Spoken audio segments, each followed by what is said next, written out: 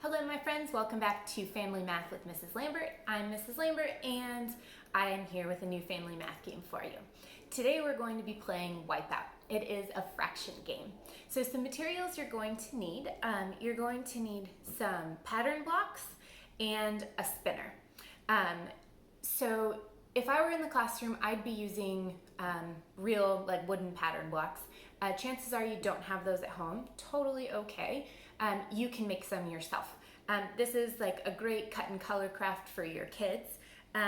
Just find pattern block patterns like a template online and just print them out, and your kids can color them in and cut them out. So for every player, you're going to need 3 hexagons.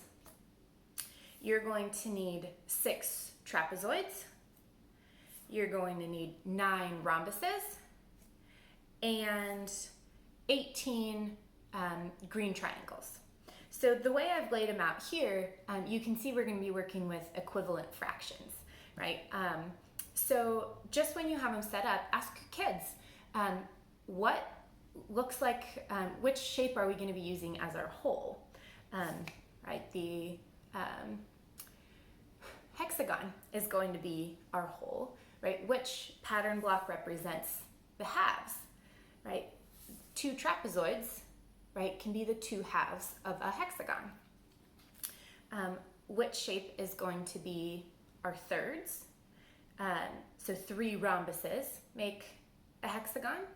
And which shape is going to be the sixths? So those are our green triangles, because 6 make up a whole hexagon. Okay, and then you're also going to need a spinner. Once again, you can print one offline, or you can make one yourself. I just drew a circle and cut it into 6 pieces. And then I labeled the pieces with different fractions. So you'll notice there is one spot is labeled with 1/2. Then 2 spots are labeled with 1/3. And 3 spots are labeled with 1/6. Okay? And to make your spinner spin, all you need is a pencil or a pen and a paper clip. So you're going to set the paper clip down in the center, hold it in with that pen or pencil, and give it a nice flick, and it'll spin for you. Okay, so now that we have all our materials, let's get started with the game. So every player is going to start out with 3 holes, 3 hexagons. So you can set those in front of you. The rest of your pieces are going to be used for making trades. Okay, and so the goal of the game is to get rid of all your playing pieces, the 3 holes in front of you. Okay, and the way that you can do that is on your turn, you can do one of 3 things. The first thing you can do is you can make a trade. So if you can trade for an equivalent fraction of something that you have. The second thing that you can do is you can take pieces away. The pieces that you're allowed to take away are determined by what you spin. And the third thing that you can do is do nothing. Now you might be wondering, why would you do that? Sometimes it might come up that there's nothing you can do. So you just kind of have to skip your turn. Okay, so in order to play, you can play with a partner or in a small group, and everyone would take turns playing. So here we go.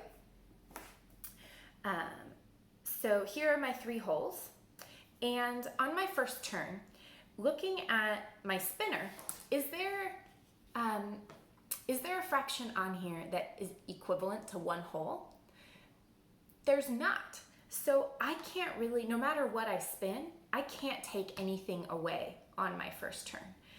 So I'm not even going to spin. I'm just going to start by making a trade. So here you can ask your kids, what's a good trade to start with, right? Would you want to turn one of your holes into 6/6 or 3/3 or 2 halves, right? And so you can talk about strategy here with your kids. On one hand, it might be beneficial to turn it into 2 halves, because that way it's quickest to take it away, right? You're taking away the most if you take away half. However, if you look at the probability of getting a half on your spin, chances aren't that high, right? So maybe you want to go with 6/6 because chances are you're going to get a sixth more often when you spin. Have these types of conversations with your kids as you play to get them thinking about the strategy of what they're doing. What's the math in this game, right? What are they learning through it? So for starters, I think I'm going to make the trade of turning one of my holes into 3/3. Okay. And so that would be the end of my turn. Okay. Then my partner would go. My partner gets to decide if they want to spin and take something away, make a trade, or do nothing, right? Then it would be my turn again. And so instead of making a trade this round, I think I'm going to go ahead and spin. So here we go. Ooh, I did get a third. So I can take away one of these pieces and I can put it back over here. So now I only have 2 holes and 2/3 left. That's the end of my turn. Okay, my partner would play. I'm going to take my chances and I'm going to spin again. Okay, I got a 6th. So I can't take away a 6th right now because I don't have any of those pieces. So you can talk to your child about what piece would I need in order to be able to take away a 6th. Here's where you can decide what family rules you would like to do. Either if you choose to spin and you can't take anything away, you forfeit your turn, that's the end of your turn, your partner plays.